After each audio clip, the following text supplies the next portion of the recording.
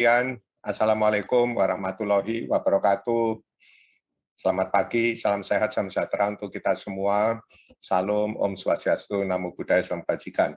Yang saya hormati Bapak Ibu pimpinan di lingkungan Badan Riset dan Inovasi Nasional, Bapak Ibu, rekan-rekan, para kolega yang saya banggakan dimanapun berada.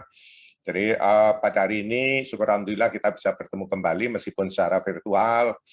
Semoga semuanya dalam keadaan sehat walafiat, meskipun saya tahu cukup banyak juga yang terindikasi positif, ya terkena COVID-19, atau mungkin sedang dalam pemulihan untuk sakit yang lain. Semoga bisa segera dipulihkan. Ya.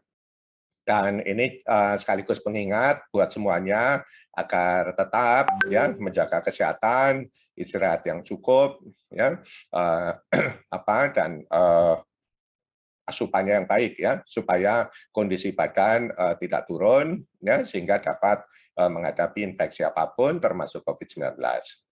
Pada kesempatan ini saya ingin menyampaikan beberapa hal. Yang pertama adalah dalam kesempatan ini saya mengumumkan pergantian PLT untuk Direktur Pengembangan Kompetensi di Deputi SDMI. Ya, untuk sementara itu akan ditugaskan kepada Pak Arthur, ya, Dr. Arthur, ya, yang merangkap sebagai Direktur Manajemen Talenta Nasional, ya. Sembari sekarang dalam proses, seingat saya itu juga salah satu yang dibuka dalam proses untuk seleksi terbuka. Kepada Pak Sudi, PLT sebelumnya, saya ucapkan terima kasih atas dan penghargaan sebesar-besarnya atas kerja keras dan bantuannya selama beberapa bulan ini. Dan berikutnya saya berharap Mas Arthur bisa segera mempercepat ya, penguatan sistem penciptaan modul ya untuk Direktorat Pengembangan Kompetensi di Deputi SDMI yang sebenarnya itu menjadi frontliner kita, garis depan kita untuk layanan yang terkait dengan pengembangan sumber daya manusia yang berbasis pada kompetensi-kompetensi yang ada di BRIN ya. Berikutnya, saya ingin menjawab beberapa pertanyaan seperti biasa. Jadi, coba lanjut.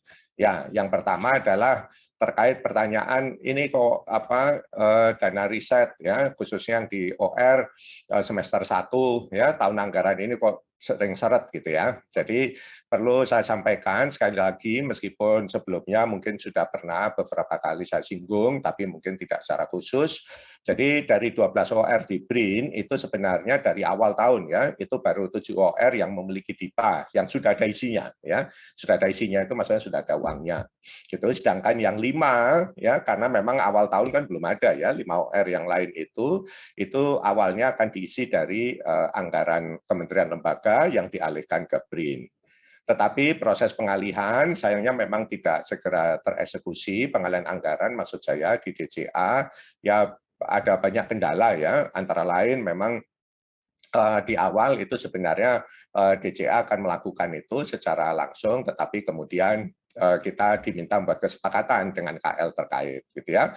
Nah tentu itu juga agak sulit ya, karena maksud saya OTK ya, kelembagaan dari OR-OR kita itu kan baru fix juga pada tanggal 1 ya. Jadi ya memang banyak sekali masalah yang kait-mengkait ya, masalah administrasi sebenarnya, tapi tentu itu menjadi masalah yang penting yang tidak bisa kita lompati begitu saja. Ya. Kemudian ada sebagian juga yang diminta melanjutkan program KL ya, padahal kita tahu tidak semua sumber daya ya, khususnya anggaran itu dialihkan gitu, dan selalu saya sampaikan bahwa kita tidak bisa begitu saja meng-carry over program lama KL gitu ya, karena justru proses integrasi di BRIN ini tidak sekedar menjadikan satu semuanya, tidak begitu ya, tidak begitu gitu. Kalau begitu kan ya, itu sebabnya saya BRIN tidak mengambil semua aset kan, tidak mengambil semua aset, dan juga untuk SDM juga kita basisnya itu adalah pilihan ya, pilihan dari setiap periset ya yang ada di KL-KL tersebut ya. Itu sebabnya semua pada harus menulis surat pernyataan di atas materai gitu ya. Nah, integrasi ini tidak sekedar menyatukan, tetapi justru kita sekaligus mengevaluasi ya dan menata ulang gitu ya. Kalau itu tidak dilakukan ya percuma gitu ya. Apa yang gemuk tadinya itu ya ada yang tumpang tindih dan sebagainya akan tetap terjadi, tapi di dalam BRIN nanti kalau kita biarkan jadi seperti itu ya. Jadi yang sekarang kita lakukan dan itu sesuai dengan OTK juga yang ditetapkan oleh Menpan RB untuk BRIN, untuk OR khususnya, ya kan akhirnya semuanya kan tidak meng-carry over semua yang ada sebelumnya, tetapi semuanya diintegrasikan langsung menjadi 12 OR dan 85 pusat riset tersebut ya. Jadi programnya pun ya harus kita begitukan begitu ya. Kemudian juga ada dampak pemblokiran ya. Jadi pemblokiran ya karena SOTK berubah, kelembagaan berubah yang 1 Maret itu dan juga dilanjutkan dengan pemotongan anggaran ya yang disebut automatic adjustment itu ya yang pada bulan April dan Mei 2 kali sehingga proses revisi anggaran otomatis harus mendahulukan automatic adjustment ya gitu sehingga itu pun membuat ada keterlambatan yang cukup ya lama lah ya tapi tentu itu harus kita maklumi bersama ya karena memang kondisi ekonomi global dan negara kita tidak bisa lepas dari situ ya jadi ya kita harus bisa memahami kondisi ekonomi negara kita juga ya sehingga kita tidak bisa semua hal kita hanya mau kita sendiri gitu ya jadi itu agar kita bisa maklumi bersama ya masih untung kan negara kita termasuk yang kondisinya sangat baik ya relatif sangat baik ekonominya dibandingkan negara lain.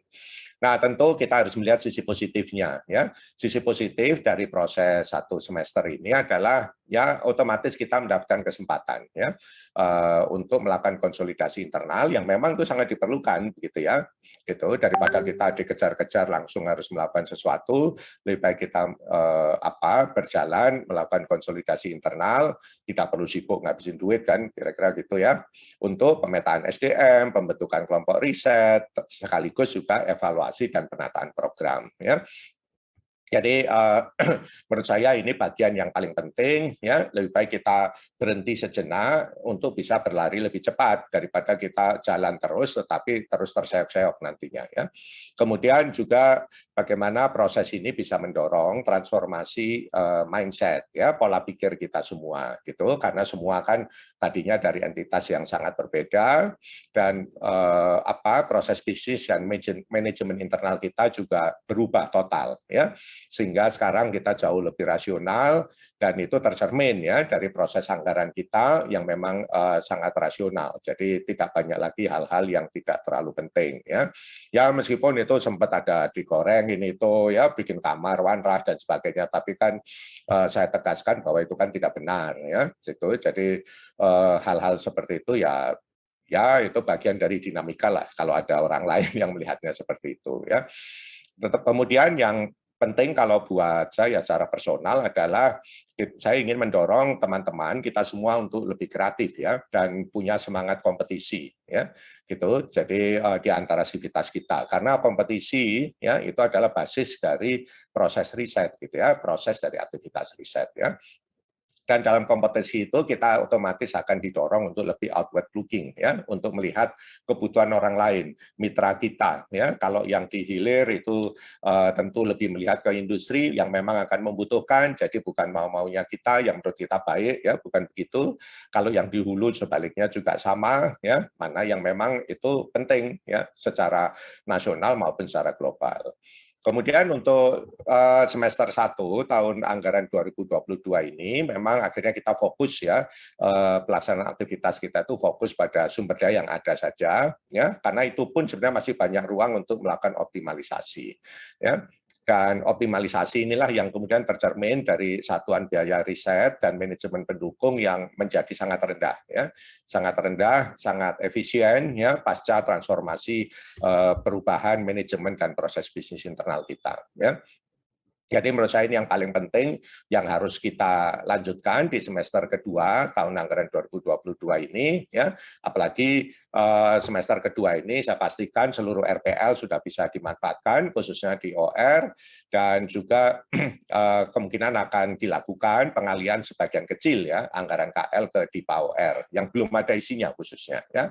Kenapa sebagian kecil? Karena memang saya minta ke BPK BRIN untuk tidak terlalu bersemangat membawa semuanya begitu ya, karena kita tahu ini tinggal berapa bulan gitu. Jadi ya kita yang rasional saja gitu, karena fokus kita memang bukan untuk membawa semua aset termasuk anggaran ke BRIN, bukan begitu ya, tidak begitu gitu. Fokus kita adalah mengoptimalkan sumber daya, khususnya sumber daya manusia yang ada. Anggaran itu adalah enabler utama iya, tetapi itu bukan menjadi tujuan ya. Jadi tetapi karena untuk pengalihan sebagian meskipun kecil tadi anggaran KL ke DIPA OR itu membutuhkan proses. Jadi kemarin saya sudah minta ke BPK BRIN untuk memprioritaskan pergeseran anggaran antar unit di BRIN untuk dimasukkan segera ke OR yang belum ada isinya, gitu ya, sehingga DIPA OR itu bisa ada dulu, gitu ya, karena kalau DIPA nggak ada isinya itu artinya DIPA-nya nggak ada, gitu ya, jadi baru ancang-ancang, gitu ya. Kemudian juga kita untuk semester kedua kita tetap mengoptimalkan pemanfaatan DIPA ya, yang lain untuk riset. Selain untuk riset adalah untuk belanja modal ya, dan stok nanti yang di OR kalau sudah masuk uangnya silakan juga dibelanjakan untuk stok bahan ya untuk awal tahun anggaran 2023 ya. Jadi sehingga teman-teman itu bisa lanjut tanpa harus menunggu nanti pencairan di awal tahun anggaran depan ya. Jadi silakan di stok selama itu untuk bahan ya, selama itu memang harus tercatat ya di gudang persediaan ya, dan ada catatan barang persediaannya. Lanjut. Kemudian pertanyaan kedua ya. Jadi mana ini ada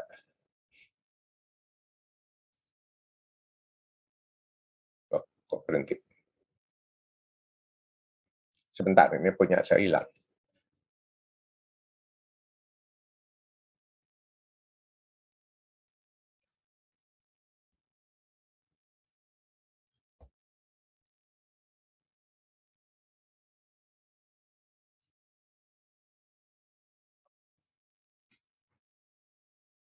Saya nggak tahu, suara saya masih terdengar nggak ya? Masih, Bapak.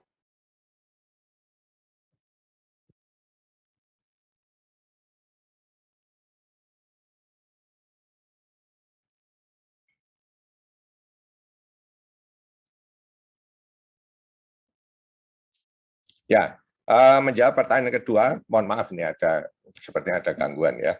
Gitu. Pertanyaan kedua itu bagaimana untuk tahun anggaran 2023. Jadi kita baru mendapatkan surat terkait pagu anggaran tahun anggaran 2023 ya kemarin tanggal 27 kalau tidak salah, dan insya Allah kita akan mendapatkan 6,387 T ya, di mana 4 T itu untuk belanja operasional ya, khususnya gaji dan utilitas untuk seluruh sivitas kurang lebih 15.000 orang itu, dan belanja non operasionalnya adalah 2,3 T ya. Jadi apakah ini ideal? Ya kalau bicara ideal tentu tidak begitu ya. Tetapi seperti tadi selalu saya sampaikan, fokus kita bukan sekedar menambah anggaran ya, karena kalau bicara ideal mungkin idealnya 8,5 T ya gitu, karena supaya tidak sampai 50% ya belanja operasionalnya.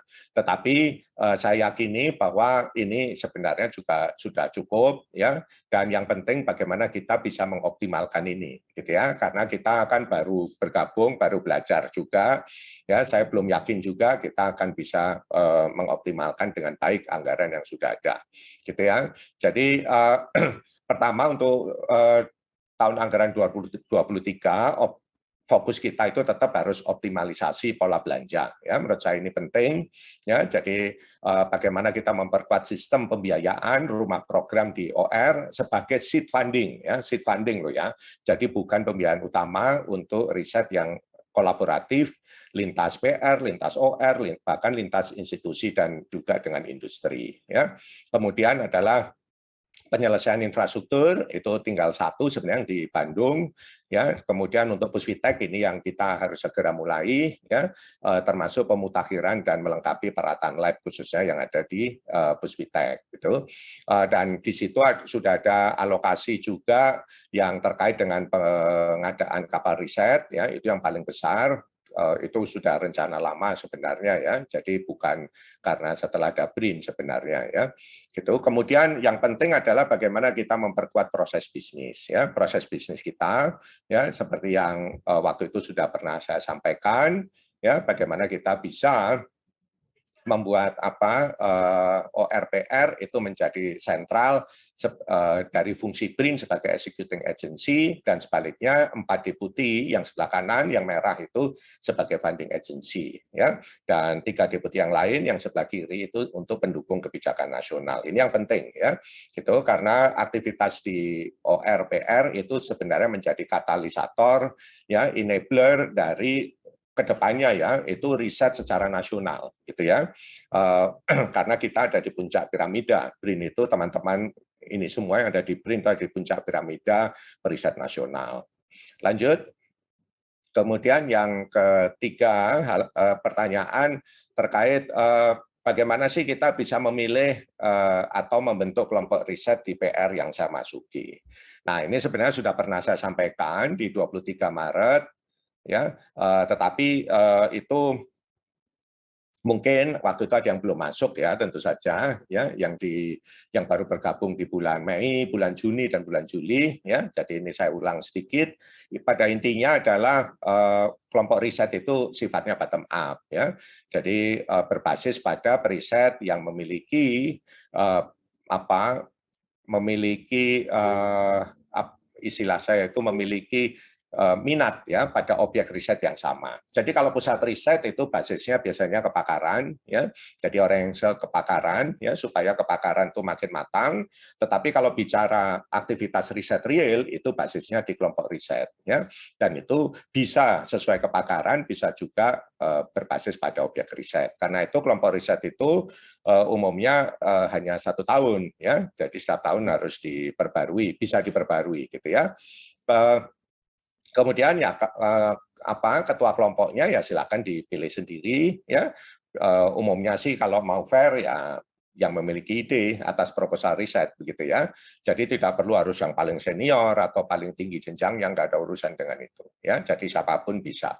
Kemudian nanti SK-nya itu dari kepala OR, ya, gitu, dan setiap riset ya bisa gabung bisa tidak, gitu ya, karena kita tidak tahu, mungkin ada periset yang tahun ini saya mau nulis buku saja, bisa jadi kan, gitu ya, itu kita persilakan juga. Ada juga yang tahu saya mau habis-habisan dengan kelompok riset A, kelompok riset B, ya silakan juga, gitu ya, karena setiap riset itu pasti ada fluktuasi, ya, fluktuasi kreativitas, ya, itu yang kita akomodasi dengan fleksibilitas ini. Lanjut, ada pertanyaan berikutnya, mungkin yang terakhir ini saya pikir, ya, mengapa harus membuat, nah ini pertanyaan yang sering sekali saya ditanya, gitu ya. Jadi mengapa sih harus bikin kekayaan intelektual dan juga publikasi, begitu ya. Yang penting kan dimanfaatkan masyarakat, selalu ada itu, ya. Ini nggak di BRIN, nggak di kampus semua sama, ya. Pertanyaannya selalu begitu, gitu. Tapi ya kalau saya ini sebenarnya agak menyedihkan, ya, tetapi ya ini bagian dari tugas kita untuk mengedukasi, ya, gitu. Ini menunjukkan bahwa budaya dan literasi iptek kita memang belum cukup kuat, gitu ya. Nah, di antara akademisinya aja masih ada pertanyaan seperti ini, gitu ya.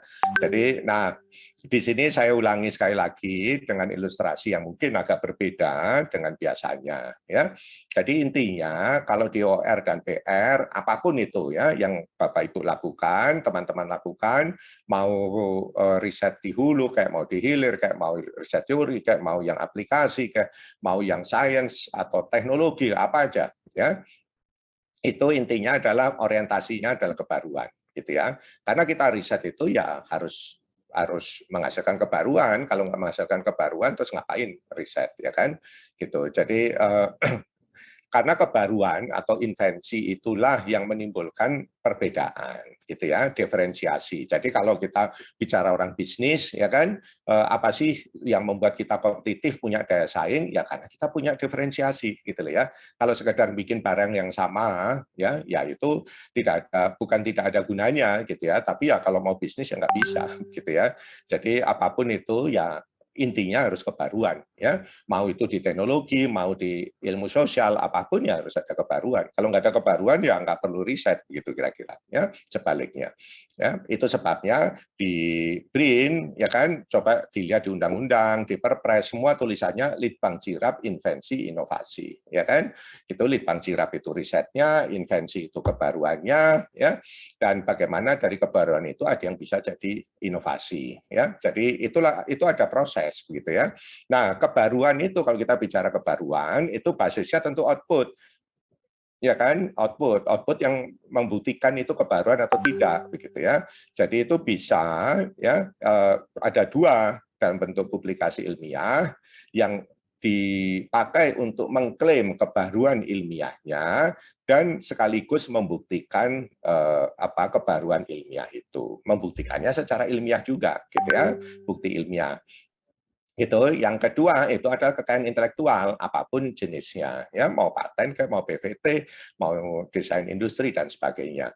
Nah, kekayaan intelektual ini adalah klaim untuk kebaruan atas aplikasinya, begitu ya, klaim, ya, klaim. Gitu.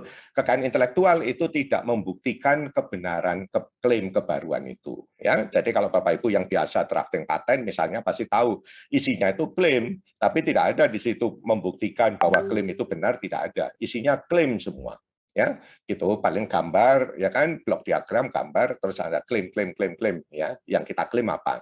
Gitu.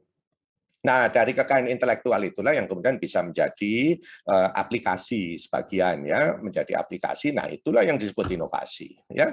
Gitu. Jadi itu bisa berupa nanti kebijakan, kalau yang ilmu sosial mungkin bisa juga lisensi kalau yang teknologi, ya, lisensi ke industri misalnya. Dan dari situlah bisa dihasilkan royalti untuk Bapak dan Ibu, ya. Jadi kalau yang berupa uang atau kalau yang ilmu sosial mungkin ya pengakuan, gitu ya, pengakuan otomatis mendatangkan uang juga kan biasanya, ya, gitu. Jadi kurang lebih seperti itu, dan posisi deputi-deputi itu ada di situ yang mendukung setiap proses ini, ya, tahapan proses ini. Nah, bagaimana relasi antara publikasi dan kekayaan intelektual tadi, ya. Lanjut, ya. Jadi banyak yang bisa dan target paten saja, tetapi tidak peduli dengan publikasi. Nah, itu yang keliru, ya. Jadi coba lanjut. Kok nggak nongol? Di saya belum keluar.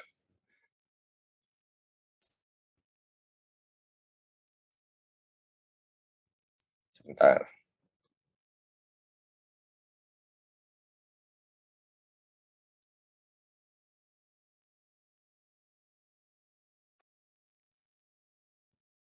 Sepertinya punya saya sering freeze nih. Untung ini terakhir, ya.